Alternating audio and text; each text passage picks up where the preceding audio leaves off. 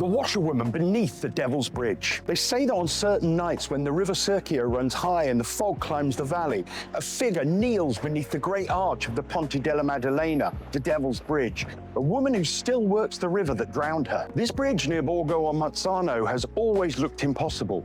Its longest span rises like a bow drawn against the sky, its reflection making a perfect circle in the water. Travellers stop to stare, whispering the old story of the Devil's Bargain. But long before that legend hardened into fact, another story flowed quietly through the villages.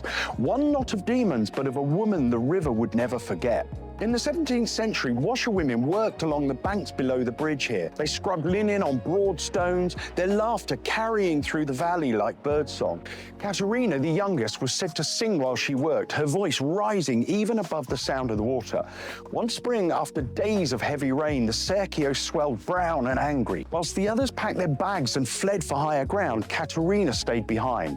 Her husband was ill, and she said she needed the day's earnings. The storm, she swore, would pass. It didn't. At dusk, the current took the bank itself. By the time anyone reached the river, her stool and washing pail were gone. All they found was one white sleeve caught on a thorn, fluttering in the rain. A week later, a ferryman crossing after dark claimed he saw a woman beneath the bridge. She was stooped over the shallows, her hands working the surface as though rinsing cloth.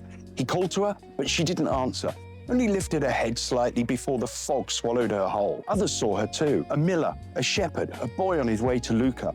All described the same slow rhythm of arms and the faint slap of fabric against stone. And each time the Serchio flooded, the sound returned. By the 19th century, when travellers came to marvel at the bridge's perfect geometry, the locals no longer mentioned the devil.